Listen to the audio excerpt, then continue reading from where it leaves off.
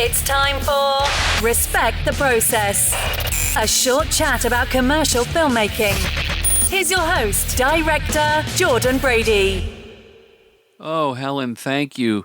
Season 3 is going strong, and today is no exception. We have commercial director Chris Francis.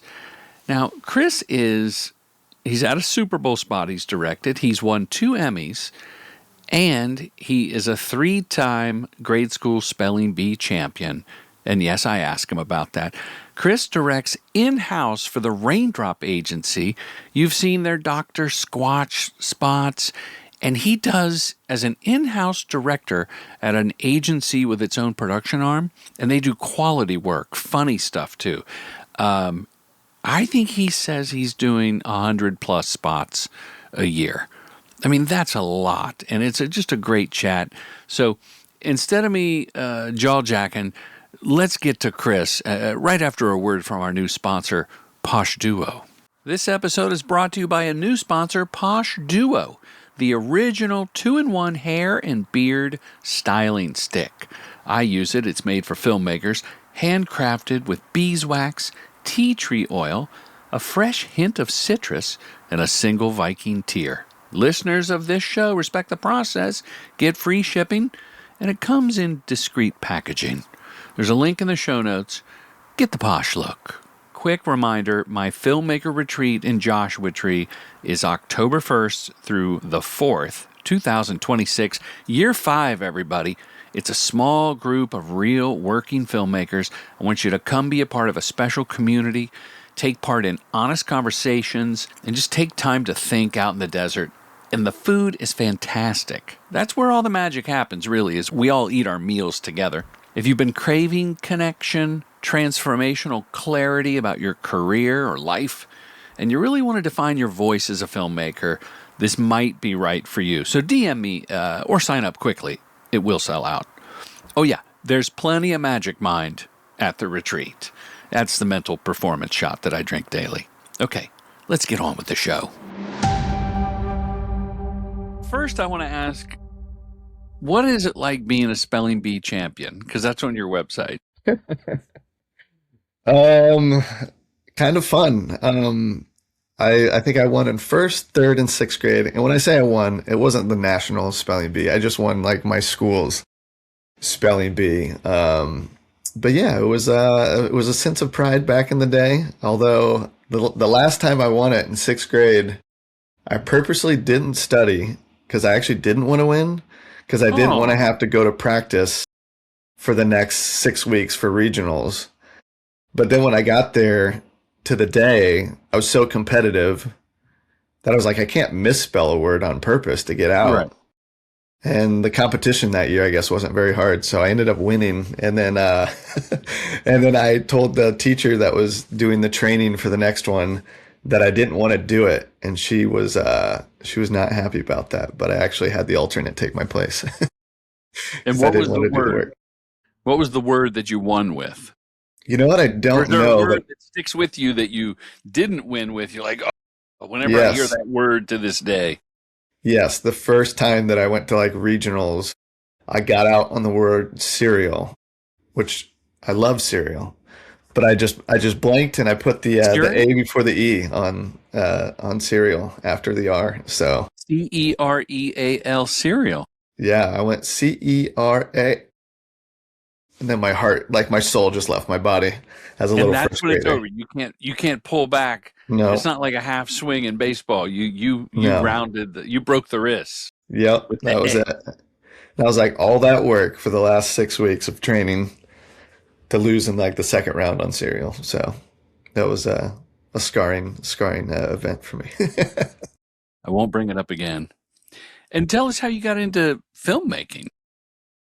That's a great question. Through skateboarding. So, I got into skateboarding because I saw my first skate video. It's called Eastern Exposure 3. Very deep cut, but it was just all East Coast skateboarding. Eastern Exposure 3. Yeah. So now, could you watch 3 without 1 and 2? Or are you lost in the story? It's like Fast and Furious. If you haven't seen the proceedings. I could. You couldn't even find 1 and 2 I mean, this was like on VHS, so this was before YouTube. But yeah, it was like all East Coast skating, New York, Philadelphia, DC, and I was just blown away that you could actually just be skating down the street and doing tricks. So I was like mesmerized. I think I watched it like 10 times that day. And then for me, skateboarding was always synonymous with video. Like you don't go skating without, I'd bring my mom's video camera. And then in high school, when I graduated high school, I took all my graduation money and bought my first camera, and I got the fisheye lens and spent, yeah. So I spent most of my college years putting all my time and energy on skating and making skate videos. And then also trying to do some classwork in between. What was that first camera? It was a Canon GL1. I remember the GL. Yeah, all I knew from seeing in the photos in the magazines and in skate videos is that they always had handles. So I didn't know anything about specs. I was like, I just need a camera with a handle, and I knew you couldn't get like a consumer camera, didn't have handles. So I saved up for the prosumer GL1 and got a fisheye lens, and so I spent most of college doing that, and that was a lot of fun. But I just always immediately started thinking video all the time. What's so funny is I bought myself a new camera, a Sony FX30, just to play around with and to do my socials and whatnot, not for commercials or anything. And I love it. And I got the handle kit.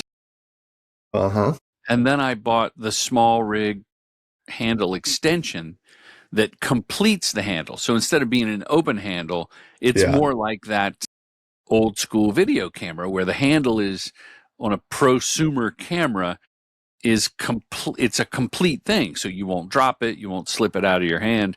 And I was thinking about the skate videos, but I got to say, Chris, after 13 plus years of doing this podcast, I think more guests, filmmakers that are guests on this show have come from skating than any other, maybe even film school, probably second to film school. Okay. Because it is such a part of the culture. And that wide angle lens, I remember when my son was skateboarding and I videoed him, he wanted to make a video and I used a long lens. I'm like, everybody does the fisheye. And he was so mad. Like, you have to use the fisheye. I'm like, but then it looks like everyone else's. I'm going to shoot you from across the way. It's the same trick, but you're not up in there. Yeah. Well, the fisheye also helps exaggerate some things. Sometimes the tricks don't look as interesting just from the naked eye. You got to exaggerate a little bit. Do you watch to this day? Do you still watch? Like, my Instagram feed has some crazy skateboarders in it. Yeah, I think, I stay connected via Instagram and YouTube. The algorithms know that I was a former skateboarder and skate filmer. So it'll send me stuff. And the stuff they're doing today is just like insane. Like, I just can't even wrap my head around it. 27 stairs, kick flipping over a fire hydrant and tapping the tail on the fire hydrant and then onto a wall down to the street. Yeah, I know. Chris Jocelyn just 360 flipped El Toro, which is a 20 stair.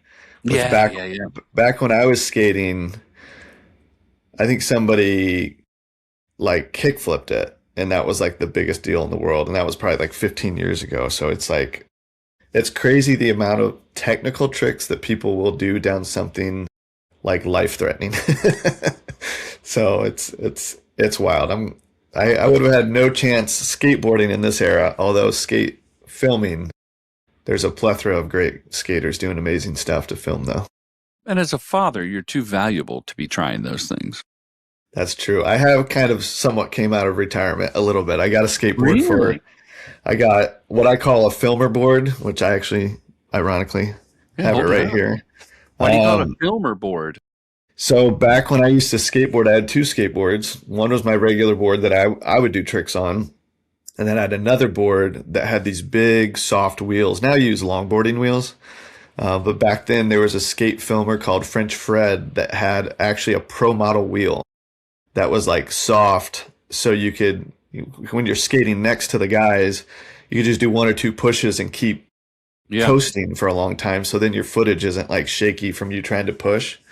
So I've always had two boards, one for smooth cruising and then one for skating. So I use my filmer board now when I go around the neighborhood with my son on his scooter, so I can just, go over all the cracks on the sidewalk and just have I love it. a smooth ride. So I have an old Fiberflex longboard with the springs in the trucks, and I want to say orangutan soft wheels. oh, Is that okay. a deep cut? I don't know. Orangutan. I think I know what you're talking about, but yeah, when I went to One bought push, you go forever. yeah, when I went and bought my new skateboard stuff, it was like I didn't recognize hardly any of the brands, and I felt so old. I was like, I've heard of this brand, I'll buy this one.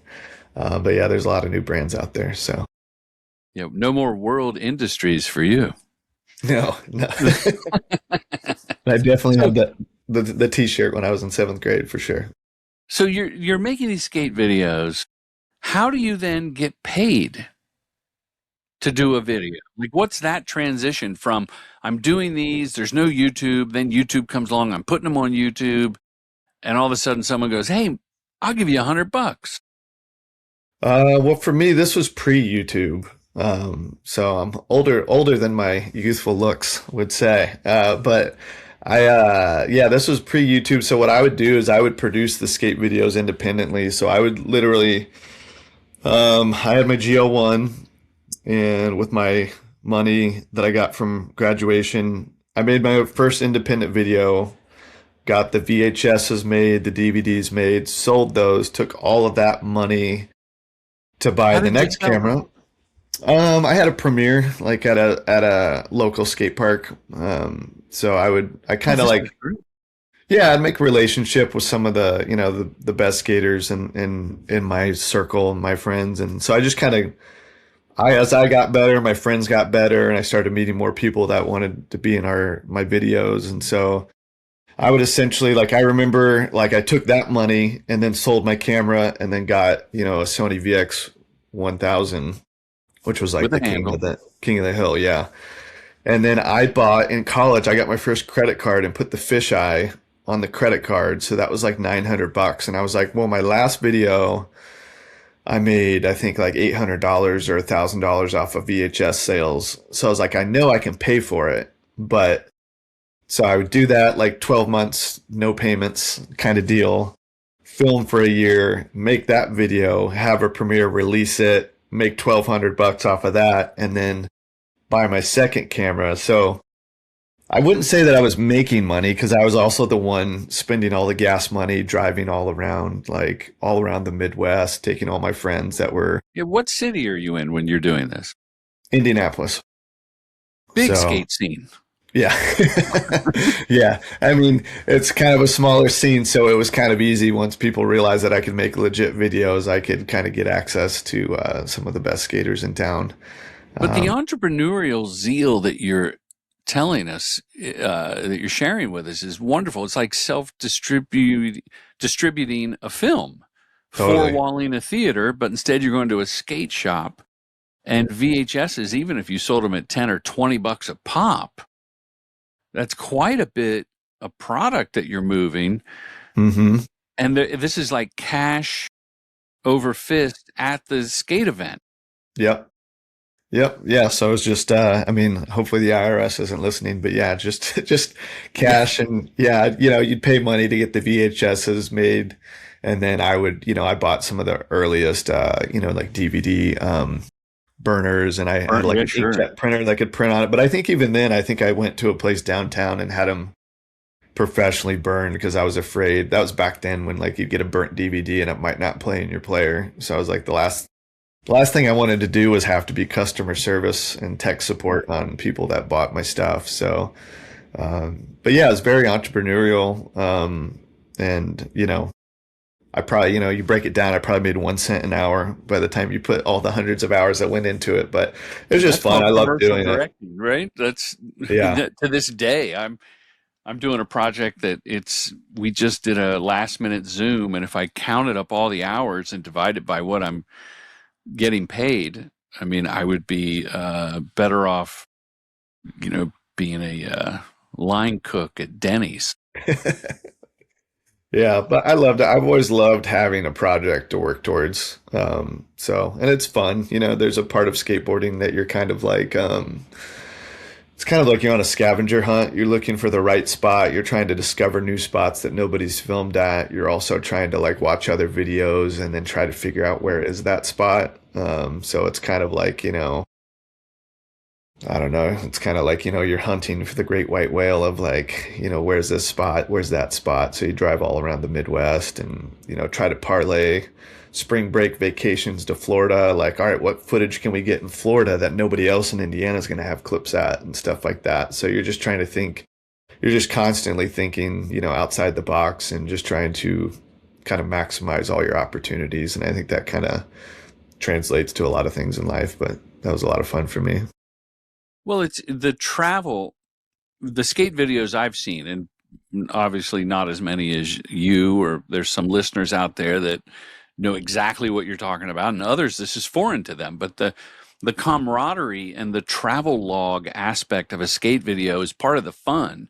Totally. Especially as you discover skaters that gain prominence, right? Like, oh, look, he's in this video before he took off and got in Thrasher magazine or whatever Totally. it is. So you're also this creative producer at this time.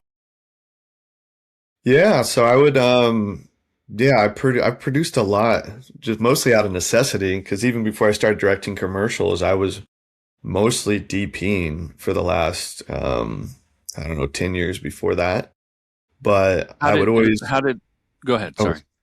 I would always just have to produce a lot out of necessity, and then edit a lot out of necessity. So I've kind of produced, directed, edited, DP'd, all of that stuff, which I think was like a really helpful foundation for sure.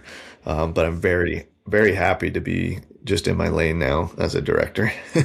I'm going to get to that, but I want to point out to anyone listening that's breaking in, why would an editor edit your shit if you're not a working director? Like, unless they're a good friend or a lover. Mm-hmm. So you have to learn to edit. But those hours in front of the computer editing, or in my case, tape to tape, when it began, you just learn so much, the economy of storytelling, when to not just let it roll because you got to watch it for everything you roll on, getting cutaways and inserts. Like it just, I think it makes you a smarter filmmaker when you've spent so much time editing. Totally. And before we get to your, I'm just a commercial director, I'm in my lane, who hired you to DP? Another skate company or? No, I kind of like, it's funny because I moved from Indianapolis to San Diego about 18 years ago. So the irony is that I moved to the skateboard mecca of the world and stopped skating and stopped making skate videos because really honestly, making skate videos too was just kind of like my excuse to get to hang out with my friends because I'm not a daredevil. So they were, it's like they started getting so much better and doing crazy stuff. And I'm like, I'm just going to hang out in the shallow end of the pool here. But being the filmer was kind of my ticket to still be involved and be in the band, so to speak. So then when I moved out here, all my friends, none of my friends were out here. So I was just kind of like, I don't love it that much. It was just kind of like a great season and kind of my ticket to be a part of the group. So once I moved out here, I took a documentary class in college where we had to shoot and direct and edit it. And it actually was a real project for a health network in Indiana. It'd be like the equivalent of like Scripps out here in Southern California. And they actually used it, and they used it as their official training for all nurses and their whole thing. And I think they might still use it to this day. Wow. It's not very good. And we made so many mistakes. Yeah. We made so many mistakes that my professor made us reshoot the whole thing. Whoa. And it was like, we're doing interviews of people as for organ donation. So we're telling these like heartfelt, emotional stories of these families that have been impacted by organ donation. And we broke the 180 rule. And so we had the interviewer here and one camera on this side, one camera on this side. So the whole time they're like, so blah, da, da, da, da, da, and then we cut and da, da, da, da, da, da. And they're just looking different ways. And my professor was like, you have to reshoot this. And it was like, You couldn't just flop one of them? no, because I mean, we made all sorts of mistakes because it was also like both angles were kind of the same angle. It wasn't like a tight and a wide. Right.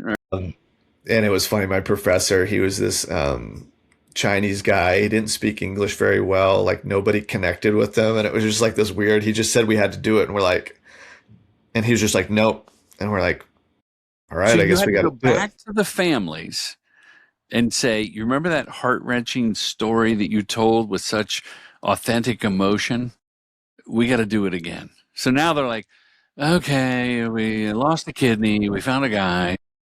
Yeah. And I mean, they added some new people in, and I think some people weren't available to redo it, but it ended up working. I've never broken the 180-degree rule since. But yeah, so I got into documentary stuff too. And at the time when I was making skate videos, also my cousin was a youth pastor at a church, and he was very funny, and he loved to do stuff like, he was kind of very like ahead of his time, very early, like, what do I want to say? Not anti-establishment, but I want to subvert what is normal in the world of church and youth group and stuff. And it's like, we've got to connect with kids, the middle schoolers and high schoolers. Like, we've got to have fun. And so I would be cutting funny promos. We would like do these like fake interviews where he would like VHS record like an interview with like Puff Daddy. I remember, this was before we knew what he was into, but being interviewed about something else. And then I would try to recreate the scene, and I would film my cousin asking him different questions than what the interview was question. Love that technique. Yeah. So we do goofy stuff like that. And then I would do recap videos. So if we had like a retreat, like a snowboarding retreat for the kids, like I would bring my camera that I had and just film. And then I would make these highlight videos, and then those would turn into promo videos for next year's events. So I was doing skateboarding, but then my cousin's youth group stuff was kind of like more my intro to like advertising, because it was just me and him. There's nobody overseeing it. Like, I'd be editing at home on my iMac in college, like Saturday night at 4 a.m., before we're going to play it Sunday night. And so we would just do funny promos, and he loved comedy and I love comedy. So like, that's kind of probably like more my intro to how I started getting into like comedy directing and kind of thinking that way. But you were thinking comedically, recreating those interviews. I mean, that's what they do on The Daily Show. People would love to think that it's live and they're that funny, but they do record questions after the interview. Yeah. So that it's a little, not incongruous, but like kind of a twist, a comic twist to make the answer funnier. So then flash forward to, you're just full-time directing now. Yeah. So with spots, I see Native. Am I saying it right? The Native, from the gods to your sink, where it's all the gods of Olympus talking about the Native product. And I see that all the time on my TV, watching Landman or whatever I'm watching. Yeah. They put a lot of spin behind those. So, that's not unless it's good, right? Right. That is true. Like, I could go down a whole rabbit hole, but at the agency I'm at, Raindrop, we've really kind of made a name for ourselves in like performance marketing. So it's like, now we're doing bigger stuff, and I'm getting to direct like bigger brands on TV and stuff. But the reason that the brands come to us is our ads perform so well. And let me tee it up. Let me cut you off just to tee it up for people listening. If you do a commercial that's not performance based, like a typical commercial where a brand has an agency and they hire you to direct it, the ad spend is determined usually before the commercial is made. So if the commercial is dog shit, it's still going to run for the initial amount that the client or the media buyer has dedicated to that spot. In fact, I had a spot for this ronzoni pasta in a bag that you microwave at work, that it was really good. And it ran its initial course and they pulled it. And I said, why did they pull it? It was selling all the time. The guy goes, well, the product sucked. Yeah. So not only did people buy it quickly because of the ad, but they put it back on the shelf saying it was terrible. But the initial run was the initial run, whether it was a great commercial or not. With performance-based marketing, as I understand it, I'm sure there's an initial run and outlay of cash to get it on the air. But as it performs better, they throw more ad dollars at it. Like that it's measurable and it's designed to move product versus maybe just branding in general. Is that right? Yeah, I would say that would even go to like the scripting and concepting and stuff. So like, if you see like, pick like a nice Nike spot that we all love. It's kind of like a brand anthem, celebrating women's sports, and it's emotional and it's incredible and it's super cool. And then it's like Nike, and it's like, kind of attaching the brand to a feeling, where a lot of stuff we do is we're going to be more specific about the product and getting, trying to get the person to buy the product because they saw this commercial, not so much like a general like brand awareness spot. And so I think we've had so much success in like the social media ad space. Like we did all the Squatch. Yeah, all we did all the social. Yeah, we did all the Dr. Squatch stuff that really blew up, and I think like that happened like right before I got to Raindrop. But then when I got to Raindrop, very fortunate, but I inherited that account. So my first 2 years, I kind of got past the baton and was making all the Dr. Squatch stuff for about 2 years. But because of that, like they went from, I think 3 million in sales to 300 million in sales. And like the video our agency made, I think beat out Apple, Facebook, and maybe Google as like the best like performing ad of the year on YouTube in 2020. I think we have multiple Dr. Squatch ads on YouTube that have like 180 million views on it or something crazy. So it's just like everything came together, lightning in a bottle. But we still have, to this day, inbound sales of people coming in because of our ads for Dr. Squatch 5 years ago, because of the business result that happened for the companies. Now we're getting bigger. Yeah. So now we're getting bigger brands like a Native that does, more traditional work and stuff like that. But bigger brands will now come to us to have us put some of that performance flavor onto their ads that they can then run and know that like this is going to convert and sell the liquid hand soap or the deodorant or whatever particular product's being featured. Or the potpourri, but I don't want to get ahead of myself, but the potpourri, there's a spot called Camp Funk. But before I ask you about that, because I laugh out loud, and it's a little bawdy in the humor. Yeah, but definitely. It's so freaking funny. But I skipped a step from the skate video and the Rogue Pasture cousin video to getting to Raindrop. How do you get to be an in-house producer director, now just director at Raindrop? Was it an ad on Craigslist? What was it? It's probably a funny story. When I moved from Indianapolis to San Diego, I moved out here because my best friend moved out here during college, but my market research was checking Craigslist ads. And I was like, I see video editing jobs all the time on Craigslist. Yeah. And, just naive Indiana person, you think the entire state of California is Hollywood. So I was like, oh, it's close enough. And I got out here and I quickly discovered all those ads were for editing porn. Yeah, baby. Bow chicka wow wow. And I was like, oh, okay. That's not going to work. So I guess the long story short is when I moved out here, I started my own production company. And what was that called? New Focal Media. Terrible name. Terrible. I spent probably Terrible. 60 hours coming up with it, by the way. New Focal Media. Oof. Terrible. No, I'm just kidding, man. No, it is terrible. I spent 60 hours on that, probably 100 hours on the business card, resulting in 0 sales. But I moved out here with Helen. Get the logo for New Focal. By the way, Helen, very lovely, very nice, way taller than I expected. Right. A lot of people say that. Yeah. I was like, she must have been a volleyball player, but couldn't be sweeter though.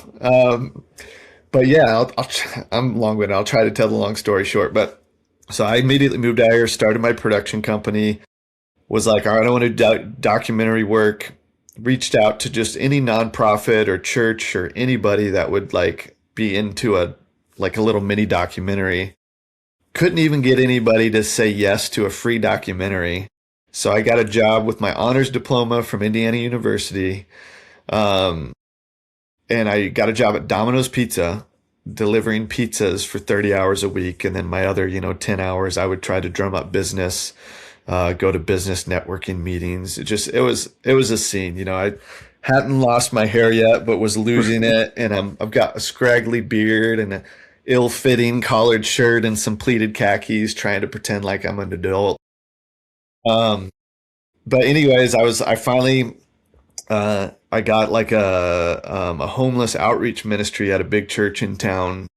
They were like, oh, we would love that. Hi, it's me, Jake, the editor. You probably know Commercial Directing Film School offers in-person boot camps and online courses. But did you know my dad does one-on-one consultations? Yeah, he does. So, now you know, okay? Anyway, now back to this enthralling interview. And so I actually started volunteering with them for months just to like meet the volunteers, but then also to just become friends with the homeless neighbors, and like, because you can't just bring a camera out and just start filming. So slowly I'd bring my camera, and like one night I might get 60 seconds of B-roll, the next, and it was just over months. And then I got enough interviews once I became friends with enough of our homeless neighbors to do all these interviews. I put together like a little 3-minute mini doc just highlighting their outreach. And it was kind of a call for like volunteers, for people to come out and join them. And the church was probably the biggest church in San Diego. And they got wind of it. They were like, can you bring it in? We'd love to see it. And I'm like, wow, this is crazy. Because I always grew up in really tiny churches. So like the big mega church was like a whole different world to me. And they played it, and they were like, thousands of people. Oh yeah, at that time it was like 15,000 people in a big arena or something. Yeah, they would have 5 services, 3,000 people per service, and they wanted to play it on a Sunday, and I was like, big time. I was like, I felt like CNN just picked up my documentary or something. And then they needed. Or their in-house DP had just left, and they needed a DP. And so they contracted me on a couple jobs, and they really liked my work. And I got one of the first DSLRs, and they were like blown away by the shallow depth of field and the 24p. And yeah, that tricks them all. Yeah, they probably thought I was more established than I was, if I'm being honest. So then I ended up getting a job in-house there. So I was an in-house DP there for like 4 or 5 years, just doing documentaries and promo work there. And you're a man of faith. Yes. Yeah. And you're a Christian. Yes. Yeah. And this church, did it align with your particular flavor of Christianity? Like, was it like just heaven on earth? Yeah, I mean, it was interesting, right? Because so my dad's a pastor, so I've grown up in the church, like literally from day one, behind the scenes. Pastor. Yep. Spell it for us. Pastor. Yeah, Pastor. Really? I thought there was a U in there. Pasteur? Pasteur. Pasteurized, I think, has a U. Maybe. Oh, see, that's why you're the winner, Chris. So the reason I ask, because I would think, if it aligned with your beliefs, like, wow, not only am I doing the work I love, but it's for a great purpose. and I'm aligned with these people over something that's, very much a part of my soul. Totally. Yeah. I mean, it was, I could even tell a longer story of how I got there and how like I felt like God kind of really orchestrated all that. But it was, That yeah, makes total sense. yeah, it was a beautiful season. And it was cool because that church is very outward focused. They do the most community service, I think, out of any nonprofit in the city. So I would be telling stories of like going to like the state prisons, like telling stories inside that. Like it'd be like former prostitutes, drug addicts, like very much like, very like kind of come as you are church, non-denominational, like very outreach oriented. So it was cool because I would get to make like promo videos, and I tweaked a couple comedy spots in there. I'm sure you did. That I was personally a big fan of. But a lot of times it's all these like gritty documentaries, really heartfelt, life-changing stories that was just like incredible to be a part. But then because there was budget and it was a bigger church and stuff, we could do promos. So we do promos for upcoming sermon series, and it'd be like mini short films and stuff like that. So it was kind of like paid film school, if I'm being honest. It's like very, very warm audience, very warm audience. Yeah. Like, if we put out a dud, everybody still loved it. And it was also a nonprofit. So it was like, it was just all communication. So there was no like, hey, this didn't perform well. Like, I think we're going to go with the different agency because we didn't move our product. It's more just like, right. We're just trying to do to another one. Yeah, we're just trying to encourage people and tell stories. So that was cool. And then I was always doing freelance stuff on the side as well there. And then eventually ended up going back on my own, just running my production company. So I was producing and then New Focal. Yeah, I renamed it, and you're gonna love this. Rosedale Creative Collective, a collective of storytellers. Every time you mention that on the pod, I laugh so hard because I'm like, I did that. I tried to look like I was a big company when it was just me. We're a collection of storytellers trying to connect to the heart of the matter with viewers and making your brands resonate, blah, blah, blah. No, I'm not going to pick on it, but no, that was made on my website. Did you ever do any biblical reenactments? Not with homeless people, but I just think if you work for a church, you've got the source materials pretty strong. We did one. I mean, we mostly stayed in our lane and played to our strengths and just did, gritty real life stuff. Yeah. But we did do one like John the Baptist thing where we hired this guy and like went out into like a lake and we rented like a underwater housing for a red camera, and it was like from Jesus's POV when he gets baptized. So it's like, we go, and it was like huge. It took 3 of us, like we're in our wetsuits and we're like pulling it down and then coming out, shooting it at like 480 frames per second. Because that was like the whole promo was just this epic slow-mo shot, and then it comes out, and then our VFX guy like, parted the clouds, and the God rays coming through, and now you do it with a GoPro. Yeah, it would have been a lot easier. But the funny thing is, go ahead. No, go ahead. Funny thing. Always. I was just gonna say I met my wife working at the church. So that was awesome. And she actually volunteered. So she was one of the extras in that shoot because we had people like on the shore, like in costumes and stuff like that. And so it's funny, the BTS, because I don't know if I'd even met her before that shoot, but now in the BTS photos, it's like I'm in my wetsuit and she's there on the shore. Looking at you from afar longingly. That's going to be my husband. Yeah, the sun bouncing off my bald head. So how do you get to Raindrop from the church?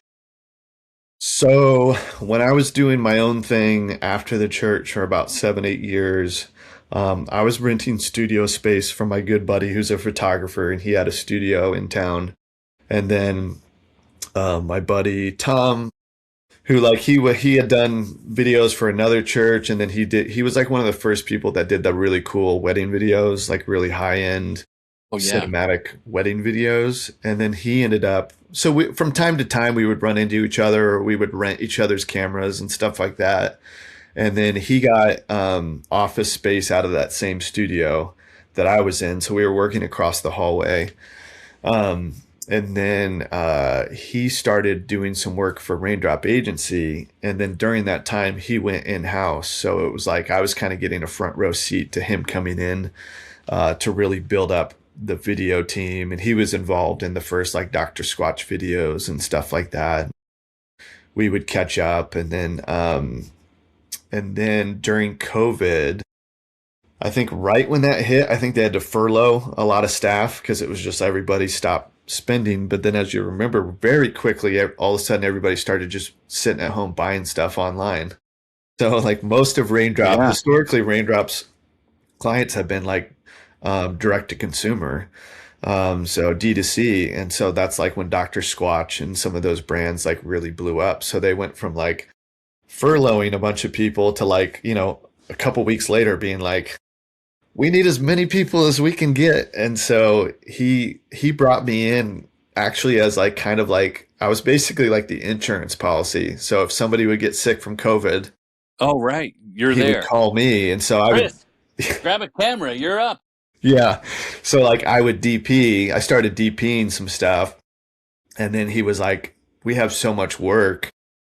Like I really need somebody else to help direct," because he was directing most of the stuff, and he was like, "Would you be interested in like shadowing me on a shoot and just see if that's something you'd be interested in?" And I was like, "Oh yeah, for sure." So I did that and loved that. And then, at the time I was like, I would tell everybody that would listen to me like, "Oh, I'll never work for anybody ever again. Like I love working for myself. This is crazy." And then, my brother-in-law was telling me there was a job opening at the agency and he was thinking about applying for it. I think it was like a cinematographer role or something. And I was really talking up the company. I was like, honestly, I would never work for anybody, but if I did, it would be for Raindrop. And so I'm talking up the company for him, like you should totally apply. And then I'm like, maybe I should work there. And they were hiring a full-time on-set director. So I told my buddy, I'm like, "Yeah, I think I might be interested." And he's like, "Oh, like I had no idea that you would want to do this, come in-house." And I was like, "Yeah, I think so." And so I came on in-house, and that was like the official shift from DP to director. That's a great story, man. I love back. Raindrop shows up in my Instagram feed as if I am a client with a product. Okay. Right. So like, hey, this is what we do. And I want to ask you about some of the production techniques. But I remember meeting you and, finding out that you had this in-house gig directing, which I have been a proponent preaching this to people. Like, if you want to direct, if you can work at an agency that has an in-house unit, and I've probably talked about it too much on the podcast, you're shooting more than I am, and you're probably not doing treatments. Yeah, or do you do a treatment in-house? That's something that we've just started that I kind of implemented just in the last year, and I've had to do that for some of our bigger stuff, like our broadcast spots. So they're for the client, to get the client on board, right? Or the whole team, production team. Yeah, so the spots that I do, I kind of do a lot of our like kind of marquee bigger stuff for the agency. Yeah. And for that, I do have to do external full director's treatments and stuff like that. But it's so like native, from the gods to your sink, right? That's on your website. It's a marquee spot for Raindrop. It's got a cast of 8 or 9 people. Big costumes of gods and goddesses, a wonderful set that you did a treatment for just so the native people were comfortable and the scale of everything you were going to do, how the day was going to run, the tone. Totally. The tone of Raindrop as an agency is pretty consistent. And I think your tone of humor, your brand of humor seems aligned with the company's tone. Totally. Yeah, I think I'm very, very fortunate in that sense. Like I think, if push came to shove, I would probably like to do a little bit more comedy dialogue, but all in all, like I love our stuff, like our review meetings, concept review, script review. I mean, we're all just laughing hysterically, and a lot of our writers are stand-up comedians or former stand-up comedians, and that's just kind of like the Squatch stuff was very comedic, so that's kind of Yeah. what people come to us. And I mean, people come to us for all sorts of stuff too. And I think as we're growing as an agency, we're trying to like, as an agency, break out a little bit more beyond that. But as far as production goes, like, we still do a ton of comedy, and very Do you ever do excited. stuff that is not produced in house, or that's part and parcel with the creating the ads? Yeah, most of it, I'd say like 98% of it is in-house. And I mean, we'll partner with other um, like when I did the Super Bowl stuff up in Vancouver, it's like, we would work with Circle Productions, which is like Oh yeah, a service production company up there. So I used to be we're with not, Circle Productions. what? I used to be signed with Circle Productions back in 20 years ago. Oh, really? Yeah, nice people. Been Yeah, around they're so forever. great. They're the nicest people ever. So I love working with them. What But was yeah, what? going back to your question though, like for that native spot, I still did a director's treatment for that. There's not the pressure. You could think of it as a single bid, but there's not the pressure of winning the work, but there's the pressure, not the pressure, but it's just more of like making sure that we're all aligned, that I'm on the same page as the client and our creative team of like, and this is like how it's going to execute. And Native now, they got bought by P&G a while ago, so they're a Procter and Gamble company, and Procter and Gamble is very traditional triple bid. They have their process, and we're kind of breaking that process a little bit. All the work that I've done for P&G brands has just been single bid. We're doing it in house, and I get to direct it, and I Awesome. don't have to win the job. Do you do a call still, Uh-huh. like a pitch call? But it's more of a let's get on the same page uh, kickoff call than it is a pitch. Yeah, it's like because I mean at that point they've been working with our creative team and accounts team for so much up until that point that it's almost like I'm just like kind of a new face within the group. But now we've kind of started, like I'll still make my full director's treatment deck and stuff, but a lot of times too, if it's a repeat client like a native where it's like, I think we've done, I don't know, 5 different products within the from your gods to your sink thing. So it's like we don't have to reinvent the wheel. So a lot of times I end up just putting director's treatment slides into our pre-production deck. So it's kind of like all one mega meeting where we're going to go over the props and the wardrobe, and then also like the tone and the cinematography, and then like any ideas that I had for punch ups and stuff like that. So it's kind of, because it's kind of all in house, it's kind of like we kind of blend it all together. But How is yeah. that with the creative team that you're like you see them in the break room around the water cooler? Hey, I got an idea for that poo-pourri. What if we did this? And like, yeah, that's great, Chris. Or do they roll their eyes and goes, you stick to directing, we'll come up with the comedy bits? I mean, they're very collaborative. They're very nice. Like I'm shocked at the lack of ego on our team and how collaborative. Because I'm like, if I was writing, I would be the eye roller. If I'm being honest, Yeah, I'd be like, just do my script, buddy. yeah, just Um, stick to the script. I yeah, get but that. I get that as a hired gun. We're like, yeah, can we like 5 takes in? Can we do the script I wrote? yeah. Of course. Yeah, I mean, it varies by project. So my role at the agency is director of content. So I kind of have a split role. So like when I first got hired, I was just on-set director. That's all I did was direct, and I managed some people in the production team, but I was just kind of staying in your lane. But everything with Raindrop is a group project. Like if the junior account manager has an idea, it's like everybody listens to it. But that being said, for our smaller stuff, I get to direct a lot of our bigger marquee stuff. And so now that ends up being about like maybe 4 to 7 times a year, where before it was probably 25 30 times a year, 20, Wow. like crazy. So now it's just, yeah, like 4 to 7 or something like that. So maybe once or twice a quarter. But my role as director of content in-house is I'm kind of the directorial presence for every project in pre-production and in post. So how it works is I'm in the concept review meetings with the writers and the creative directors and our director of production. I'm in the script review meetings as well.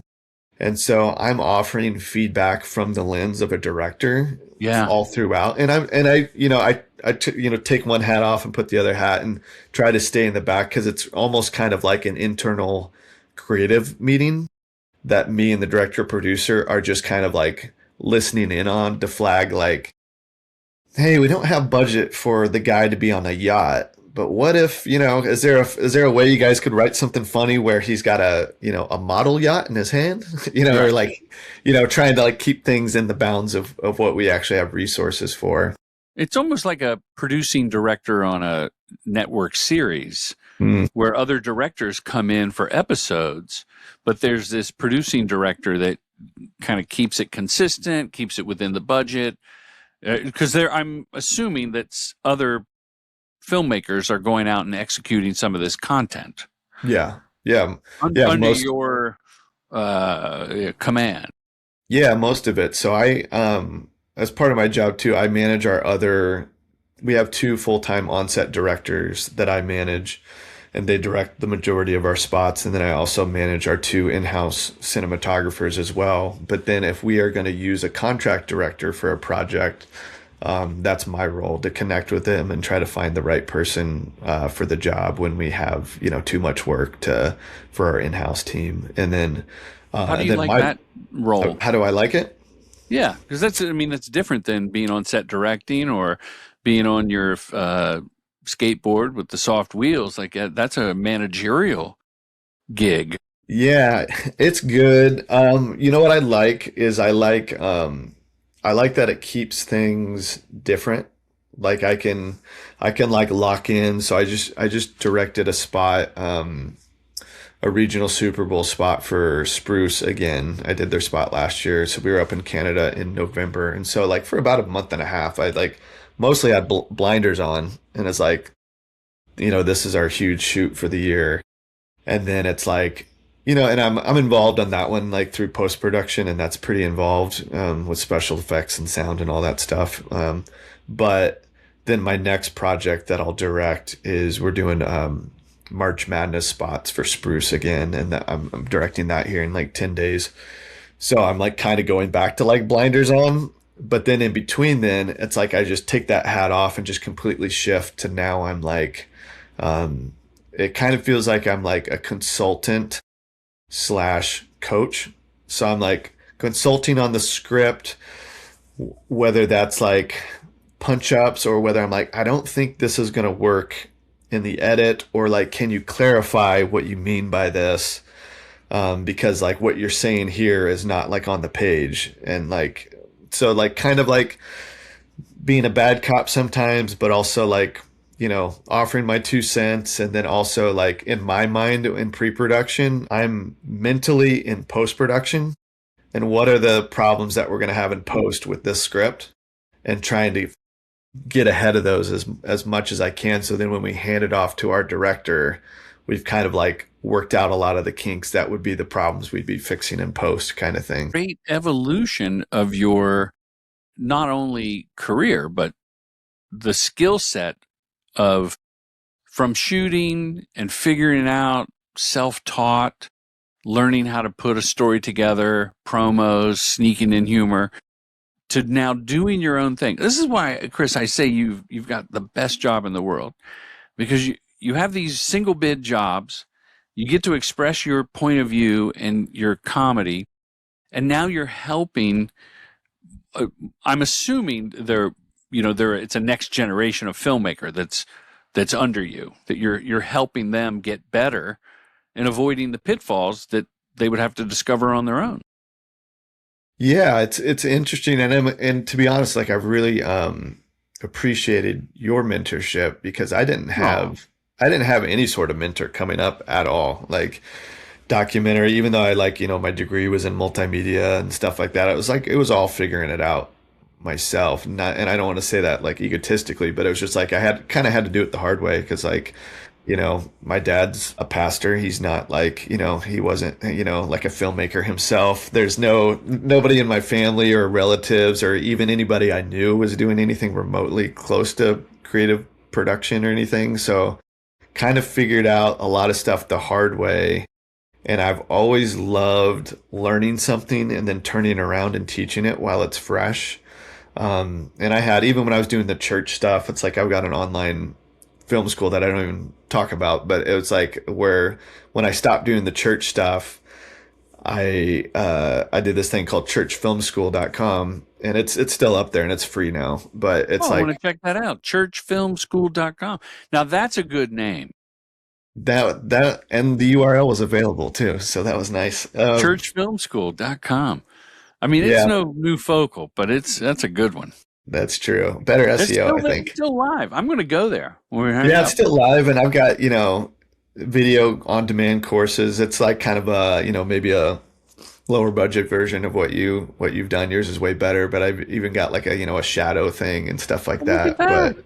that. But Want to create better testimonial films for your church? Look at this. This is great. thanks. I mean, talk about a niche.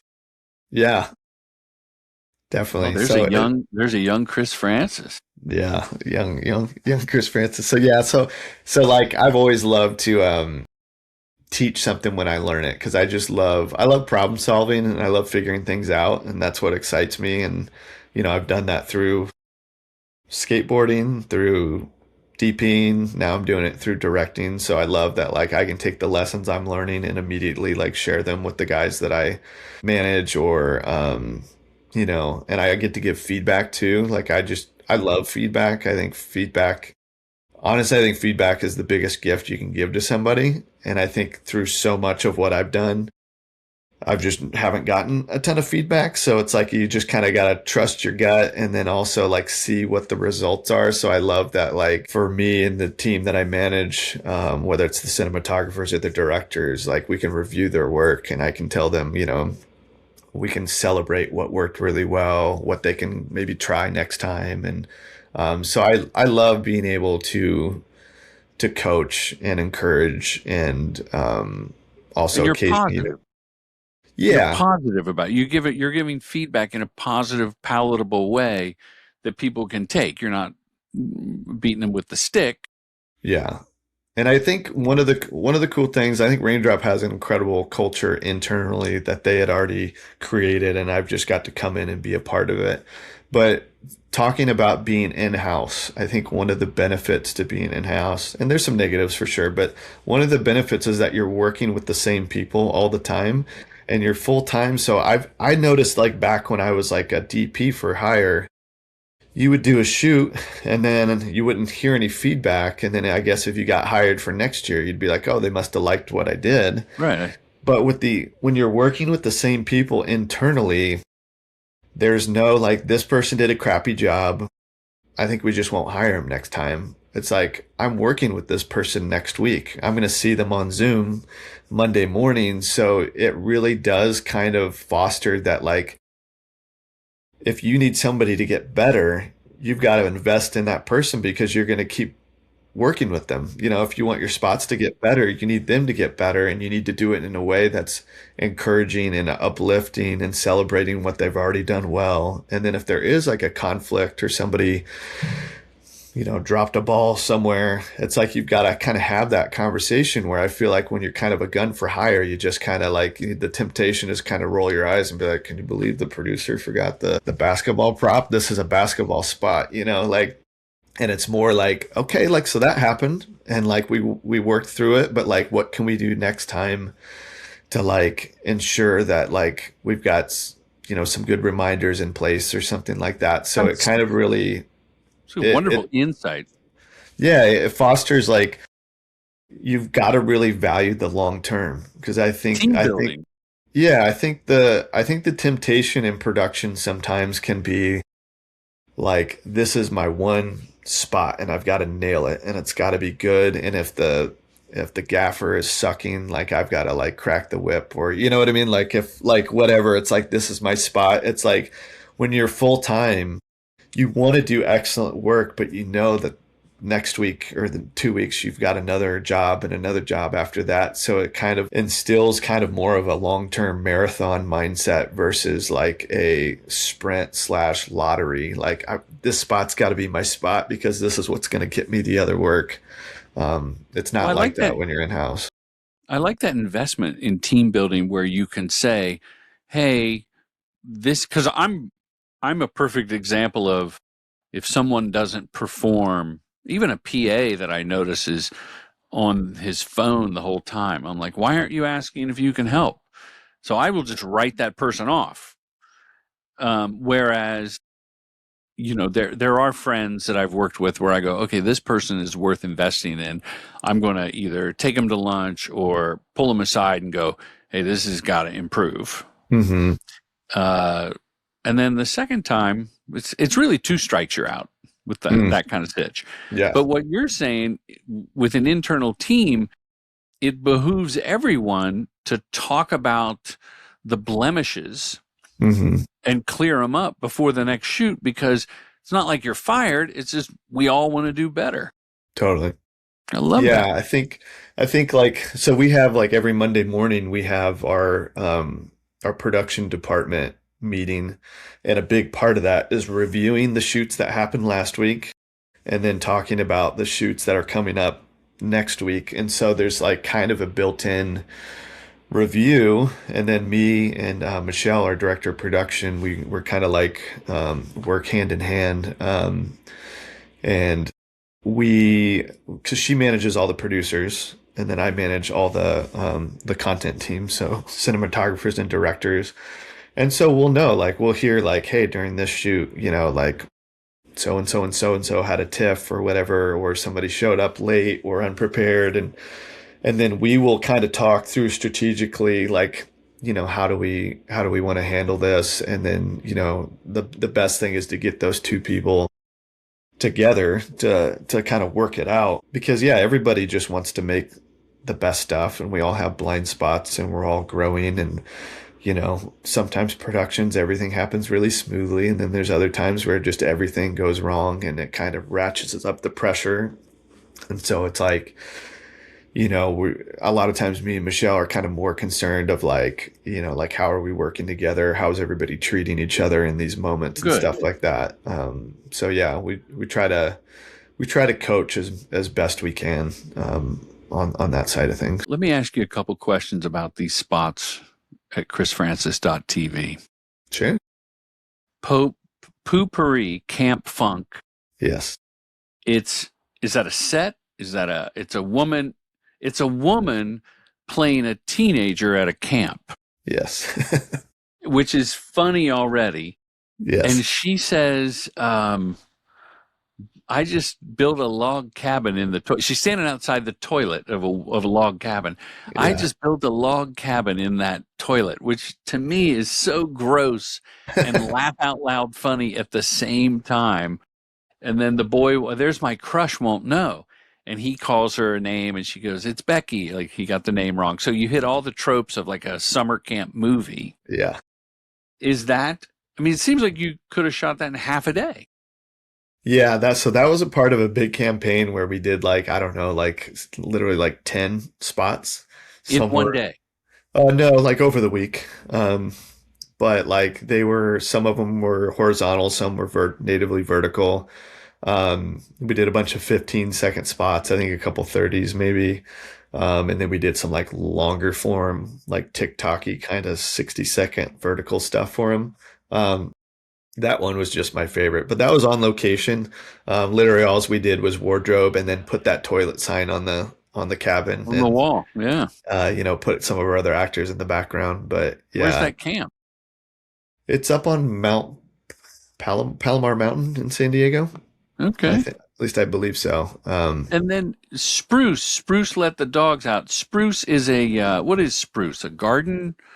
It is it's a weed killer, but it's killer. They don't use the word natural, but it's like kind of like the opposite of Roundup. There's like no harsh chemicals. It's like they use I forget what all's in there, but it's like essential oils and something else that basically dehydrates the weed. I have all this burned into my brain.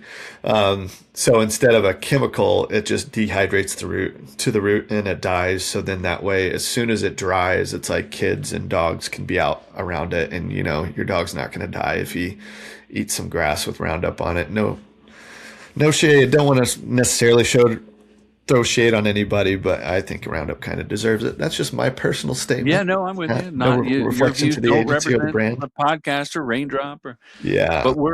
but you got the song "Who Let the Dogs Out" and then spruce. But there's a plethora of, I'm going to say it's CG. This may predate AI, but like the same dogs, almost like a is it Busby Berkeley film, like an old swim film from the 40s or whenever that era Oh, yeah, was. yeah. Someone will correct me, but Yeah. like this, it looks like the same wiener dogs are jumping in the pool as the camera pushes in. It's a Yeah. really well done effect. Thank And you. compositing, you must have composited all the dogs around the pool and yard. It's a pretty intricate effects job, but still Yeah. funny. Yeah, so that was last year's regional Super Bowl spot for Spruce, and that was very technical. So we had real dogs, and we had some CG dogs, and then there were shots like the corgi shot. That was my Corgi. that was my favorite, and I'm glad I had to fight for it several times to stay in. But I was like, I just really wanted to do that old 40s gag. So that was very technical. We're shooting a lot of plates. We worked with the Mill, which, you know, unfortunately they went out of business right afterwards. And now they're the good people. Most of the That's good the people spot there. that put them out of business. Yeah. Yeah. Most of the good people now are at, ARC. I believe is what it's called. But yeah, they did the CG dogs. So the corgi is CG, and then the pug at the end that jumps over the fence is CG. And so they did all that. But yeah, all the other dogs are real. And so we were doing tons of plates, like the dog DJing. You know, we had a green screen or a blue screen. A trainer's in a blue suit, which I have the funniest Manipulating the BTS ever dog. that I cannot share publicly, but of them behind the dog, like in a full blue, like a blue man suit, like scratching the record and stuff like that. So, a So lot my of fun, question very, is, very technical. how did you bone up for the shoot, having not, I mean, had you done a lot of effects and a lot of CG work? And like, if you were a freelance director, no offense, you may not be hired for that job because someone would say, he doesn't really have enough effects on his reel. But Well, being totally. in-house, they go, Chris, you're up. Learn it, buddy. Now you've got 2 weeks to learn how to make CG dogs DJ. Totally. Yeah. There's no shot that I would have won that job at all. But now And you could. Yeah. that's one of the perks of being in house, and I have to thank leadership at the agency a lot too, because they went to bat. Because I remember even excuse me, Spruce was a new company, and hopefully I'm not sharing too much information here, but we were launching them, and they chose us to be their agency of record, and we beat out a couple other really established agencies, bigger agencies than us, and they really wanted us to do what we do well. And then when we got into production, like their head of production is like, all right, so who are we thinking directors like for the triple bid or whatever? And one of our co-founders was like, no, like we're directing this. Like, Yeah, we got this. yeah, like Chris is going to direct. And they're like, you know, that's not how we do things around here, basically. Like, because P&G is a huge, you know, established company, obviously one of the biggest companies in the world. And the CEO, I think maybe of Spruce or their team, they just really trusted us, and they were like, we want to really partner with Raindrop, and we want to do it their way. So they got like a one-time exemption to do a single bid. That's great. And I mean, I worked my tail off. You know, I treated it like it was a triple bid and went as far as I could, you know, go. But that was honestly the first time I had ever even made a director's treatment like that. And so I present it internally to the team just as I would if it was, you know, an agency hiring me, and then externally. And Called integrity, Chris, and you've got it. Yeah, it went really great, and so I'm very fortunate. Feel very blessed because yeah, like I said, like there's no way I would have won a triple bid on that because I didn't have any dog effect works on my spots, you know. But it's so refreshing, one, that, the team at Raindrop stood up for you. And I'm going to say this, commercial directing, it's not brain surgery. Hmm. And that's not to diminish what you do or what I do, but to be a commercial director, you have to have this gene that makes you obsess over the job. So if I'm going to do a spot for adult diapers, I'm going to wear them and I'm going to learn them and I'm going to plunge into it. If there's an effect, I just submitted something to some friends I've worked with a bunch, and I showed them an effect that I had done over the weekend, like a test. And they're like, but you're not an effects guy. You're not a VFX director. And I go, really? I mean, I don't market myself as that, but it's an assignment. So we learn what we need to execute almost on a job per job basis. Like, you may not have shot anyone in front of a log cabin. So you're not going to do that job because we need to find someone that shot at log cabins. Like, it's kind of ridiculous at some point. And the triple bid, I recently was involved. I had some friends at an agency, and they got a new client who was new to doing commercials, and we're gonna have to triple bid. Well, do you have to? Like, you're just teaching someone that they have this is the opposite of P&G, who that's the ingrained system. I'm saying there are some people, especially if their budgets are challenged, why not just say, this is the director. We trust her. We've worked with her so many times. She's going to commit, obsess over the product and the board, and you're going to have a great spot. Totally. So your story is wonderful, that the Spruce people, they rolled the dice and they got an award-winning spot.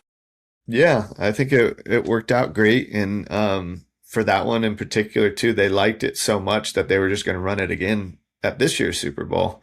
And then I think we were able to convince them to do a new spot. And so we did a new spot I was just up in LA or in Santa Monica this week doing post sound at Lime Studios for it and doing the final mix and stuff.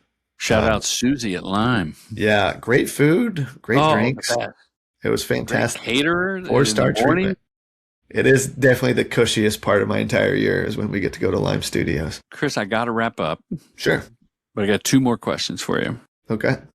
Number 1, in my feed, appealing to me as someone with a product, and maybe I have a hair product coming out soon, I get these Raindrop ads that are genius. They say, we can cut your costs because we're using, like, it looks like a giant TV from Costco when I walk in, instead of an LED wall. I mean, literally, I'm sure it's top of the rock product, but it looks like a TV from Costco has been turned vertically. And then the voiceover shows like 2 actors and a TV screen, plus AI generative fill scene extension. And we're saving you money. And I sent it to my kids and I go, I've been saying that for about 5 years, that you could use a good LED screen. Like, if I was going to do a spot for K Jewelers and it was a close up of a ring, by golly, we could be in Honolulu. Right. By playing it on my TV and doing a close up of people with the ring. Raindrop has done that with 2 people squeezed in. And then for the YouTube, you make it 16:9 with scene extension. That's my kudos. How do you as a director embrace that? Or do you fight that? Or do you see it as like, it's just so liberating? Or is it constraining? What is your take on that approach? Yeah, it's interesting. Well, first of all, I actually think it is a 100-inch TV from Costco, maybe from Best Buy. We're actually getting a volume, like a full volume installed actually this month. And I've got to do a lot of work on the volume over the last year.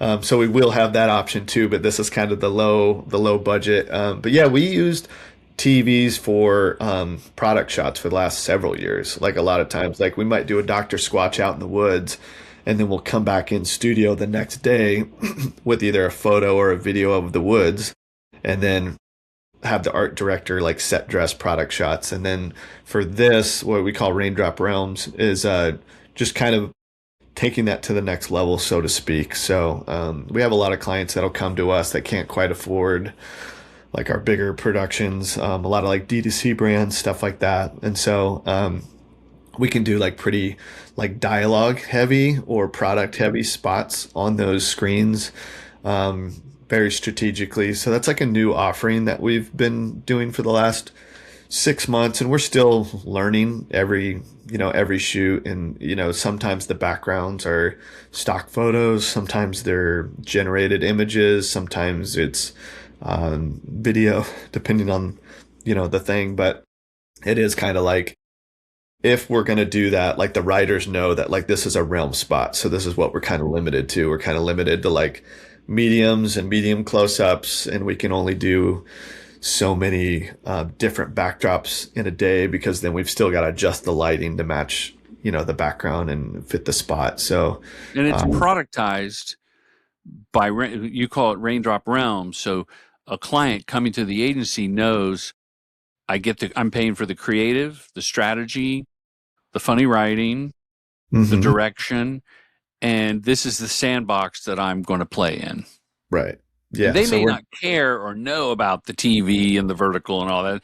They just know it's going to be two actors talking and a product shot.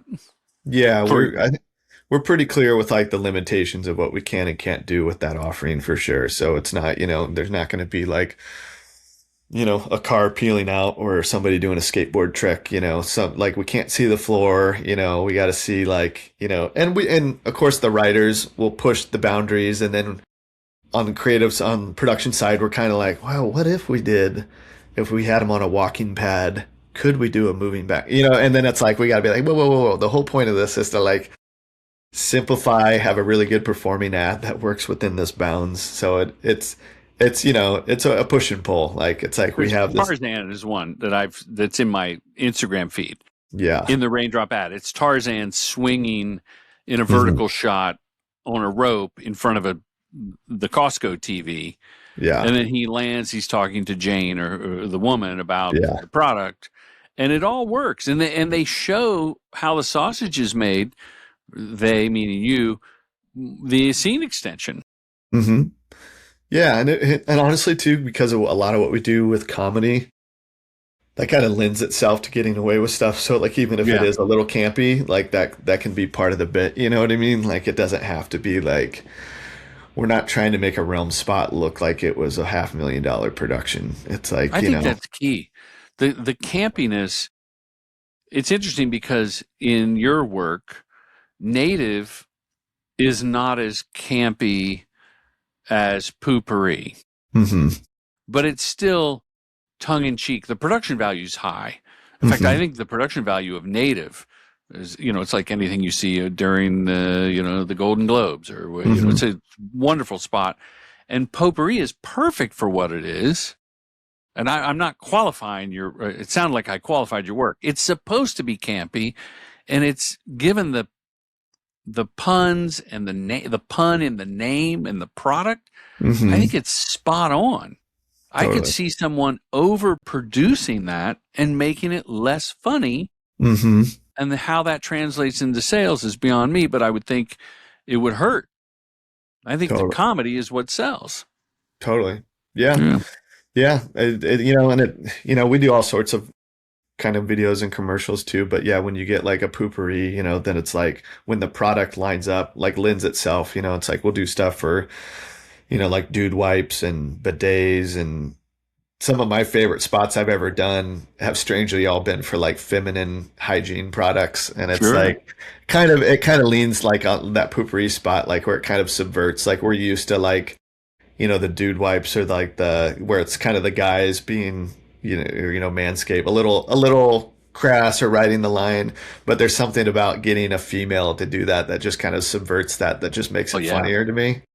And so I've done like, some of my favorite spots, and I think they might be on my website, are like nude. They're like hair removal spots. And it's just like, those are the funnest I've ever had on set. And my first, I think my first spot I ever did for Raindrop, I think, was for a bidet company, and they were focusing on feminine hygiene of a bidet. So it's like, our salespeople say that we own the bathroom. If there's a product in the bathroom, Raindrop is the best people to sell it for you. That's great. Okay, last question. First of all, thank you for being on the podcast. And thanks for having me. Very generous with your time. We've gone from spelling bee to skateboarding to the church to New Focal to Raindrop to Super Bowl spots. So this has been a great learning your story. When they click on your name, where do you want it to take them? I think chrisfrancis.tv is probably the best. I'm on Instagram too, like _Francois. And there's a link somewhere on my website that may be at the bottom for that. I'm not on Instagram as much, but I do post work and behind the scenes stuff. Like I always do like a stories dump. So, cause I'm, I don't know if I should say this, but a lot of the shoots I'm on, you're not supposed to share anything BTS. So I'll just put it on stories. It'll disappear in 24 hours. Don't tag anybody, and hope that, nobody like screen grabs it and sends it to the client. But that's my way of like taking people behind the curtain real quick.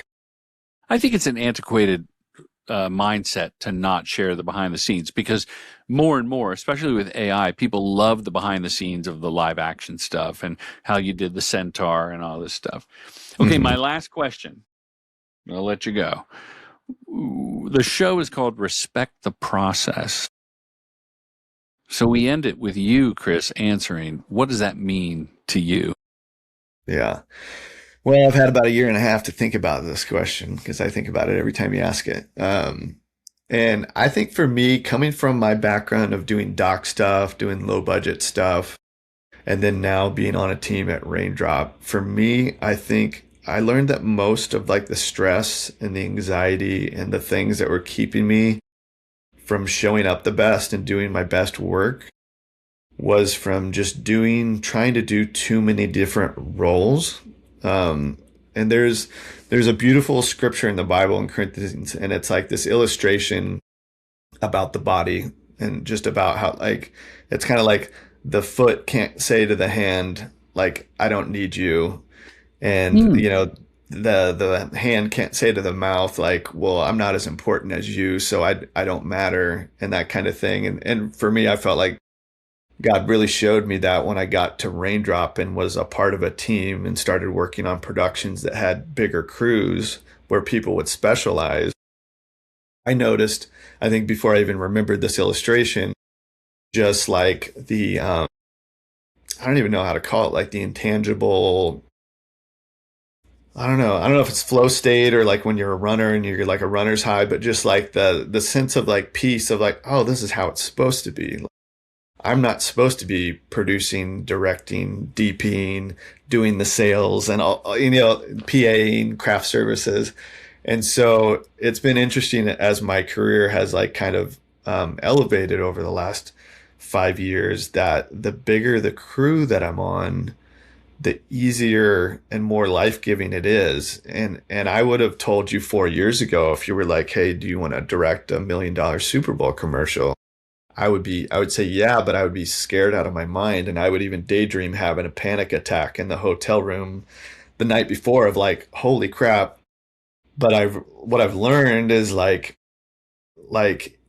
it takes everybody. So like, to come back to your question, like to respect the process for me is about accepting that I'm just one part of the process. I'm just one person. And if I can just really like kind of make peace with that, of like, I bring a certain part and like a certain expertise and a certain voice and experience, but in order for that to work, I need everybody else to do what they're good at. And if I'm focused on like, the caterer sucks, or like, this producer's driving me nuts, or why didn't, you know what I mean? It's like, going back to that body analogy, the only way that our bodies work is if everything's in harmony. And if it's not in harmony, everything, it just shuts down. And so for me, respecting the process is like accepting that I'm an important part of the process, but I'm just one part of it. And I need to like be humble and honor all the other people and processes along the way of filmmaking, because commercial filmmaking is a team sport and I can't do it without them. And the more I release that, and the more I get to work with other people that are good at what they do and are unique, it just makes my job so much more enjoyable, to the point where this year when I did the Super Bowl commercial, that was like the least stressed I've ever been. Like the biggest shoot to date I've ever done. And it's just like, this is incredible. Like there's so many people here and everybody's amazing at what they do. And we're all working together towards a goal. And it's like, you just feel that intangible, like this is the way it's supposed to be. Like we're supposed to be dependent on each other as humans.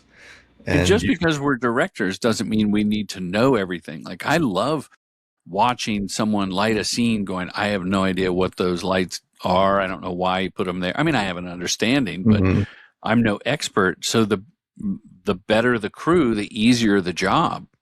Totally. And I love that flow state, getting when everybody's firing on all cylinders and it's all there and there's no negativity, which I think starts with us at the top.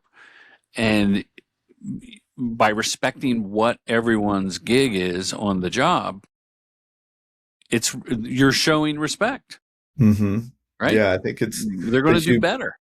Yeah, I think it's the humility of like, I'm not going to come in with an ego and think that the process is broken, that's existed before me. It's like, it's been there because a lot of smart people have gone ahead of me. And this was like where we landed. And it's like, yeah, you can improve and tweak over time, but it is really just honoring the people that have gone before me and the people that I get to work with. And it just, we can't, as much as we try, we can't control the outcome of the commercial, like whether it sells, whether it doesn't sell, whether all the comedy bits hit, but what we can control is just like how we show up on set and how we honor and respect the other crew members and make it, we can kind of control or shape the process. So I think when we focus on respecting the process and respecting the people and respecting them by coming prepared and ready to do our best work, then I think, over time, the spots and stuff will come out great as well. But, that's what's more important. I always say at our spots, it's like, we're not curing cancer, we're selling soap. So let's have fun and, just have a great time and do our best, It's a great answer, Chris. Thank you so much. Listeners, I'm going to post some spots at jordanbrady.com. It's going to be tough. I want to go native, but I may go poopery. But I'm going to put a link when you click on Chris's name. It'll take you to his website, and I'll put your Instagram on there too. Hey, man, have a great day. Have great shoots coming up. All right. Thank you. Yeah, this was great. And listeners, stick around for the next minute and a half. I don't know how many people listen to the end, but I do every time. And like the chill music with the promos, I actually love that because to me, that's my little minute and a half time to reflect on the episode and really think about. Now, I don't know if I said anything valuable for my episode, but for other people, I'm like, whatever they're saying, I'm like, that's a nice minute and a half buffer before it auto plays, the next podcast. Wow, you're the first person to mention that, and that is exactly why it's there. Yeah. So my friend Wayne Fetterman is one of my best friends, and he's a incredibly funny actor. And I said, record a couple of promos I'm going to use in my podcast. And he has a very distinct voice, right? And then a friend of Helen's did a plug for True Gent, which pays for the show. And my friend Wayne does the film school ad. But that chill music, I wanted sort of an aperitif, if you will, a palate cleanser before whatever the next show you're going to listen to. And I know, like, when I listen to podcasts, I do want to reflect. So, Chris, I'm so happy that resonates with you. Yeah, no, it was well thought out. And I usually just turn it off at the end and not go to another podcast because that minute and a half helps me, like, downshift, and I'm like, I want to think about this a little bit more. I don't need to jump into the next, episode or whatever. So Joe Rogan, yeah. Okay, man. Thank you so much, and right. I'll keep in touch with when this comes out and everything. Awesome. Thanks so much for having me, Jordan. Thanks, man. Appreciate all you do. Of course. Likewise. Commercial Directing Film School's mission is to help filmmakers direct commercials professionally. With online courses and in-person boot camps, we demystify the process to get you to the next level, all taught by your accessible mentor, filmmaker Jordan Brady. True Gentleman Industries. We make commercials.